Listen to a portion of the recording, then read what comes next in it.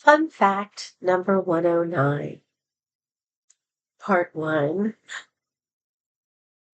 of Universal Studios in Hollywood, part one. I tried to separate it to 4 separate YouTube videos because it's getting really long if I don't. But this is the trip that I was taking on to get perspective and kind of help me kind of let go and say, like, hey, it's going to be okay, you know? So what could go wrong? Now, I'm wearing these glasses right now. And why am I wearing these glasses? Because on the way, I couldn't find my sunglasses. So when we stopped to go to the bathroom and get a little something to eat on our way down, a 6-hour drive, I picked up these glasses. And I really like them. And they were like $10. So not too bad. Got a new pair of sunglasses. Um, the ride down, I didn't drive the ride down, which is good. Because I had like 2 hours of sleep. I was woken up at 5 o'clock in the morning and we took off. Yeah, we got there like 10:30-ish. 10:30, I would say. And 10:30, 11, we got to the hotel at 7. We stopped in a really cool place. And after I think that's where I got my sunglasses. Stopped somewhere before that and filled up on gas some more. But yeah, it was like a good 5.5, 6 hour down there. I was told I was going to be able to sleep in the car, but the other person was talking the whole time. But then I just enjoyed their talking, so I just didn't sleep. And we got to the hotel about 10:30. We got a valet. We checked our baggage. We checked in. They said, our room wasn't ready. And so it might be like another hour or two before it was ready. But it is the busy season, and check-in could go, getting your room could go to 4 o'clock. But they said just wait in the lobby. It's probably, just going to be a few hours, no problem. Well, my 2 hours sleep and getting up at 5 and driving all that way, and then it was after lunch. If we got there like at 10:30-ish, we were there for 2.5 hours. It was like 1 o'clock. It was 12:30, 1 o'clock, I believe. Um, by the time I started losing it. Um, so what could go wrong? Um, and this one's gonna be all about what went wrong. I'm gonna skip over some things to get to what went wrong, but get the what get wrong out of the way, right? So our baggage was checked. It's not like we could grab a swimming suit and go to the pool. We couldn't go to the pool anyway because we didn't have a key card to get into the pool because we didn't have a room.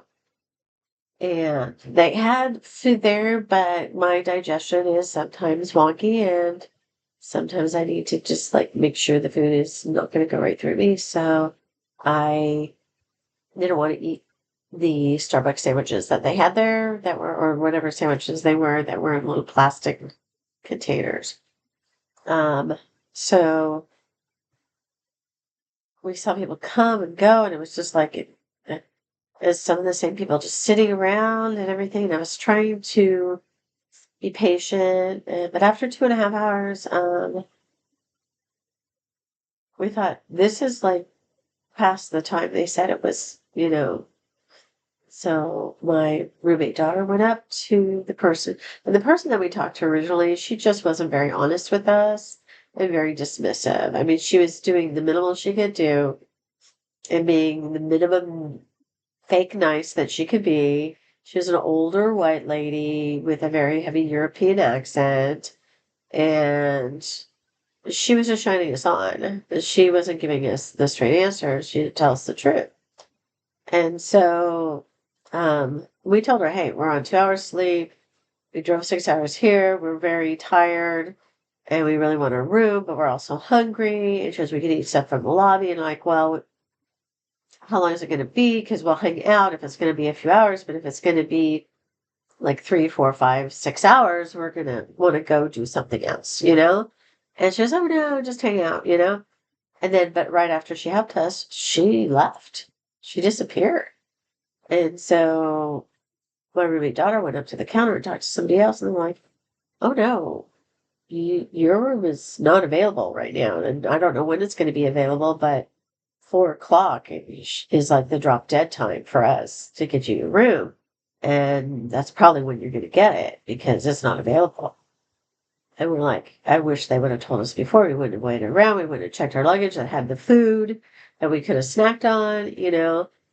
It was kind of really bad. And by that time, I was low sugar level, not sleeping and everything else. And I was exhausted. And I think I was dehydrated too. And I just started talking really loud when she came over and told me what the girl said. I said, I wish they would have been upfront with us originally because we could have gone someplace else. There were other places in LA that we wanted to check out, and we could have gone and checked them out. And so, and I was talking really loud, and there was this really nice lady who was like cleaning and straightening things, and we talked to her earlier. And she was really, really sweet, and she came over and she goes, "Well, maybe you can go sit out on the lanai, or you get some food over there." She's been really sweet. But I just said, you know what? I'm pissed off now. I'm angry that they didn't tell us the information they gave us didn't help us make the best informed decision for ourselves. They just shined us on, the first lady. And the second lady was honest and everything, but it pissed me off because that's what they should have told us in the first place.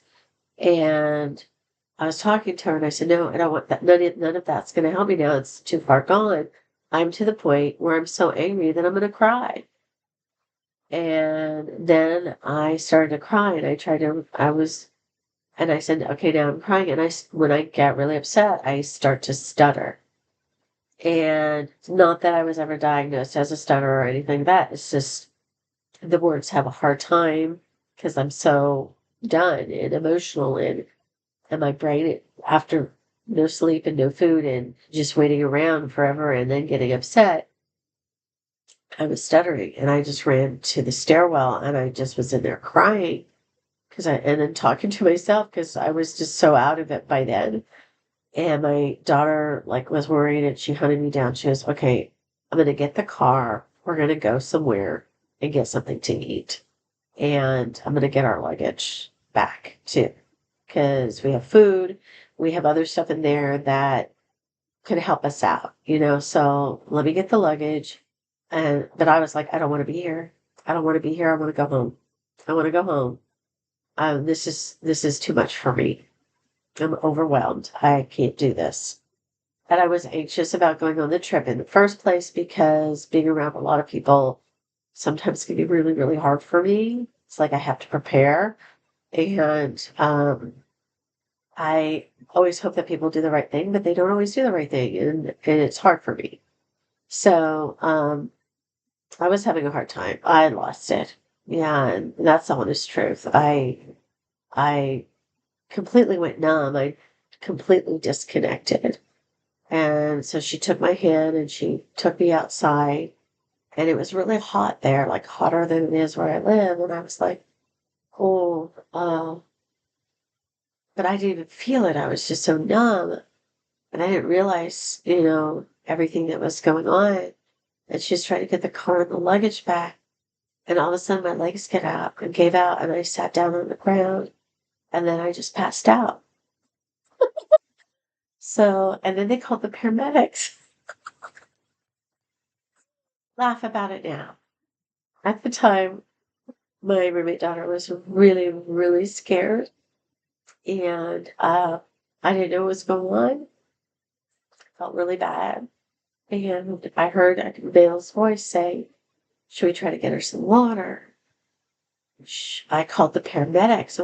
I kind of heard through my days, I called the paramedics. I kind of set up and he had like the water right there and I just grabbed it out of his hand and started drinking it. And then I could talk and I started feeling better. And I said, "Don't call the paramedics. I'm going to be okay. I just need to get out of here." because this was too much for me. And I had talked really loudly, I know, in the lobby, saying, well, why didn't they just tell us that in the first place? They're a bunch of liars. I can't stay in a place where there's a bunch of liars. And that was the people, the bellmen, the valets, the people outside, the cleaning people. It was, and I don't even think it was everybody at the front desk, but this one lady, this older European lady that shined us on and, was just like appeasing kind of thing. And we weren't even angry or upset. We're just like, hey, what do you think? What do you think? How long is it going to be? Because we could go do something else. Oh, just sit in the lobby. It'll be fine. You'll get your room soon. Just an hour or two. And I was like, okay, you're a bitch. I don't like you. And so I was talking very loud, but she wasn't even there, And so I drank like a bottle of water. They gave me another one. And our car came and she said, hey, we're going to be back or we won't be back, but you'll text us and let us know when the room's ready, right? And it was like, yeah. And the guys outside, they were so good. There was a guy named Saeed. He was so good. It was like the way he looked at me and the way he talked to me really grounded me, really brought me back. Plus, he gave me the water. That helped. And, but I was shaky, so they helped me to the car. We got in the car. We drove to Hollywood Boulevard. We had something to eat. And, okay, we had McDonald's. We had BTS. I had a Happy Meal. Gotta get happy. Plus, they have the BTS mascots. This is an extra one here. These are the BTS mascots. This is RJ, and we have tons of RJ. I'm giving this one away to a friend of mine who's Army. And then we have a bunch of other RJs that I'm going to try to sell online. And then we got Mang, and then we got a bunch of, well, what we got that day in our Happy Meals was Mang, which we already had. And we didn't want to carry it around. So there were some kids in the McDonald's. Oh, I'm not supposed to tell you this part yet. This is up. I'll tell you about when we went to McDonald's and the Mang toys. I think that's part 3. And it's a quicker part. Anyhow, so we got something to eat. we went down the Hollywood Boulevard looking at the stars. I was looking for Sir Laurence Olivier. Didn't find him. We didn't have a lot of time to walk around. We would have if they would have told us that we were going to be waiting 5-6 hours for the room. But we only had like 3 hours by then to walk around, or 3 hours. Plus we were looking for sunscreen because we forgot sunscreen. Lots of other stuff. So we did the Hollywood Boulevard, the Star Walk of Fame. It was so dirty. It was so dirty. It was sad. And there was like people with kiosks on tables on top of the stars, and there was some kind of car thing going on. But we found some stars that we wanted to have our picture taken by, and that was really fun. And we met some really nice people, and it was really, really hot by then. So we went to the car and sat in the AC, and she called, and she was supposed to get a text saying that our room was ready. And it was like 3:30. And we hadn't gotten a text. So she called and she goes, let's go back. And I said, well, let's make sure the room's ready before we go back. So we went back, and as we're driving back, we got the text that the room was ready. They told us on the phone, but we got the text the room was ready. So we turned in our luggage, got the valet, and I was out helping the valet get the bellman, helping get the luggage on the cart. And my roommate daughter went in to get the key. And I said, well, she went in to get the key, and I don't know what the room number is for the luggage, but I'm sure she'll be back with the key. And with the number, so we can have the key. He goes, why don't you go in there and see how she's doing? I walked in. There's this long ass line. And she's like towards the front, but it was a really long line for people to pick up keys. They were doing it all at the same time. And I was like, oh, you gotta fucking be kidding me. And then I stayed in line with her for a while. So I'm just going to stay in line with you. But the guy out there said I could come out with the room number, or there's this tag that we can give the front desk guy. He can write the number down And then somebody will take it out to the luggage people to let them know where our room is, Well, to bring the luggage to. When we go up to our room and we're sitting there for a half an hour, we're like, wow, it's taking them a long time to bring the luggage. And she's like, yeah. And I said, well, there's a lot of people, And she goes, well, let me call down and just see if we're on the list or something. And they're like, we don't have any luggage for the room. So, so, so she had to describe the luggage. And then they called back like 2 or 3 times to have her describe the luggage. And she just kind of went, oh, fuck it. I'm just going to go down and see if I can find it. And so she went down, but then we didn't end up tipping him, because of that. And so then I'll tell you more about the in-between stuff in a bit, but then we went to, um, we went to the park. And we got up and we, went to the park, got there at 9 and we were there till 11. We were so tired, but first day, she had an express pass and hers wasn't scanning. So they told her to go to this place by the mummy ride and they could print around another one, but she had to have her ID. And so she showed them her ID and she got another one. We went about our day, having a great time, and I'll tell you more about that in a bit. And then towards the end of the first day, I mean, we stayed till close. And then we did go out to the city walk and checked out stuff there. But we'd gone to a light show, and then we decided to kind of start winding things down, and we went to a shop, and she bought a little something, and I bought a little something, and she pulled out her credit card, and she had 4 cards in her pocket, and she only pulled out 3. And there was a lot of time between the time she had her express pass reprinted with her driver's license. And there was a lot of things that happened in between, like she pulled out her phone and stuff fell out. She stuffed it back in her pocket.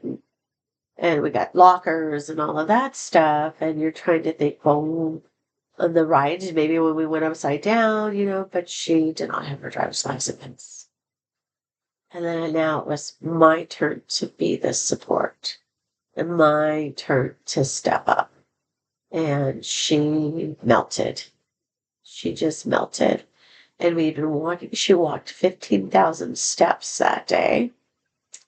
So she was dragging her leg and melting, going, I lost my driver's license. So, yeah. What could go wrong? So we talked to some people and they said, well, we're trying to figure out where it was. And we kind of figured it was the mummy thing or somewhere around there because we went to lunch after the mummy thing and that she pulled stuff out of her pocket then and fallen out then. But we were really thinking it was when she pulled it out so they could reprint her express pass that she left it there. But they said, well, go to guest services. It's to your left before you walk out of the park. Just go there. We went there, and they were giving her water when we were sitting there. She was explaining what happened, and she drank the water, and it helped her feel a little bit better, but she was still just like disconnected, just like, because you're exhausted, and you've been through so much already, but you had a really great day, but now you lost your driver's license. And on top of that, well, I'll tell you the other one. I realized that the night before we went to the park that I was missing something too, and I lost something too. So while I was in the park, I was looking for something similar to replace it with. So we were both like, oh yeah. And then they had it. It had been at the mummy kiosk and they had sent it up and it was in a little plastic bag and she just almost passed out because she was like so relieved that there it was. And we walked out. We did city walk a little bit. We took a few pictures and I went to a store and bought her some stuff because I felt so bad. Even though I have no money, I bought her some stuff and I bought me something too. Bought myself some stuff. Bought myself some stuff. But I'm going to show you. I'll show you one thing I bought. puff. I don't know if you can see it. I bought this shirt. I bought her a shirt too, but I bought this one with Jinsey and Mau Apothecary Diary shirt. So, okay, what else? I could show you some of the other stuff I bought, but this is part one. What could go wrong? And I'm trying to think if there was the last day. Um we didn't go on the mummy ride the first day, but when my roommate daughter was there in spring, um she had gone on the mummy ride. And she said the mummy ride and the Jurassic Park ride were the best, you know. She didn't get to do everything she wanted to do, so that was our first thing, and I'll tell you more about that. But but she wanted me to go on the mummy ride, but we were worried about my nauseousness, and I'd gone on the Forbidden Journey ride, and because of the screens and the movement, I got nauseous during those parts and motion sickness during those parts because I really can't see 3D. And so I was like burping for half an hour after I got off the ride and during the ride too, and I did throw up.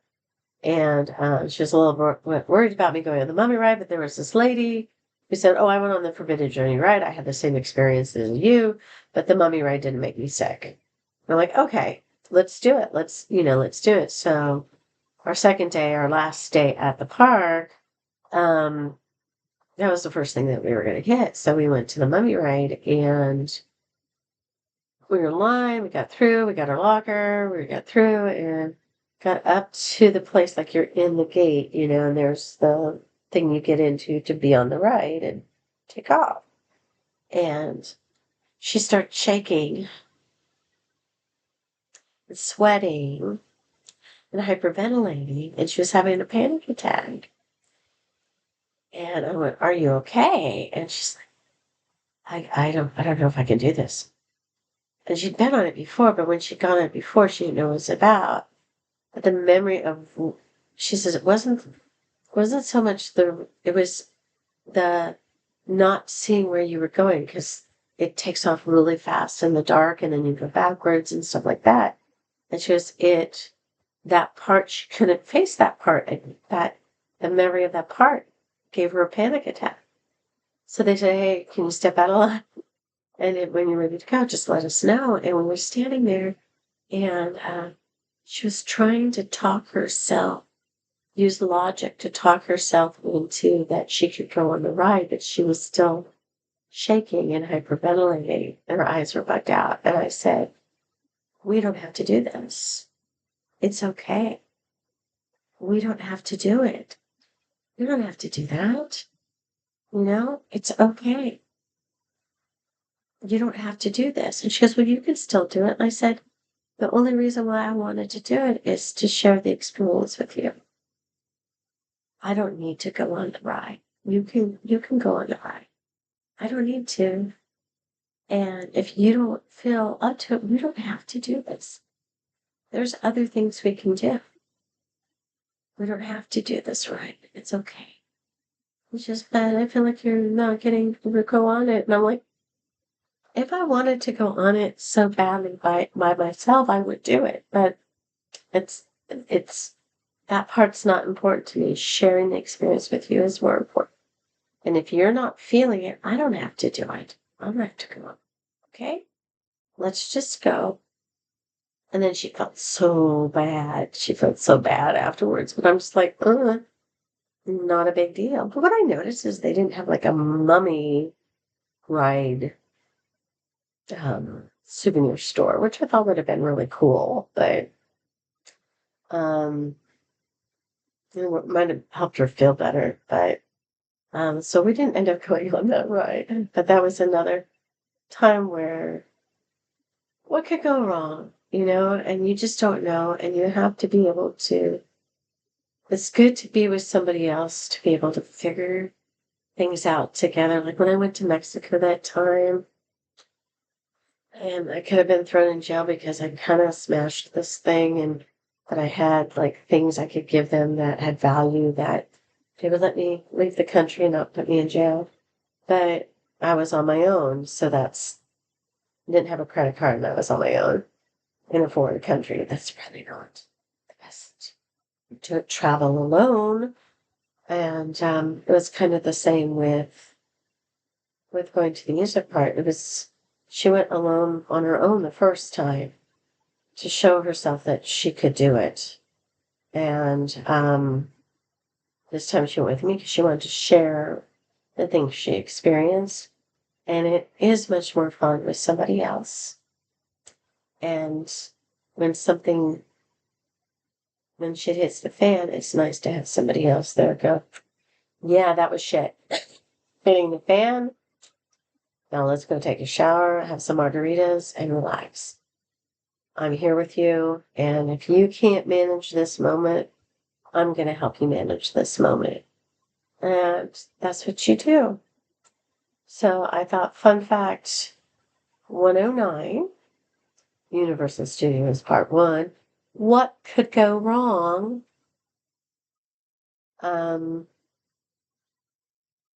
Yeah. So and everything's after the first day after she lost her driver's license, so we found it at this. Even before we found it, I said, it's going to be okay. It's going to be okay. Whatever happens, it's going to be okay. Because whatever you don't have, I have. Whatever I don't have, you have. So it's going to be okay. And we're still going to have fun. Don't worry about it. It's going to be okay. And then she got her driver's license back. And I started thinking, it's going to be okay. A lot of things. I mean, things are pretty crazy in the world and everything. But it's okay. And it's going to be okay. I just want you to know that too. So that is part 1. What could go wrong? But then she heard a story from this other lady. She met a lady, and I was with her, and she met this lady, and they were talking, and the lady said, oh, yeah, we drove here. We got in a car accident. So then we had to rent another car so we could keep, because we had the tickets and we had a B&B reserved. The B&B was a scam. It wasn't real. So they had to scramble. They paid the money and everything, so they had to scramble to find a place to stay because they had the tickets. It was just and they had a big group. So, oh my gosh. So yeah, just when you think what could go wrong, and you hear somebody else's what could go wrong, it's like, ooh, yeah, I guess things could be worse, right? But everybody has their thresholds of what they can handle and an exhaustion level and everything else that contributes to how much they can handle in any moment. So, but when somebody else is there and you can't be strong, it's nice to have somebody else there that can be strong for you and you can be strong for that. So that's part 1 of Universal Studios. I did show you one thing I bought. I'll show you more on the next ones. Every other day, babies. Love you all. Ciao, bellas.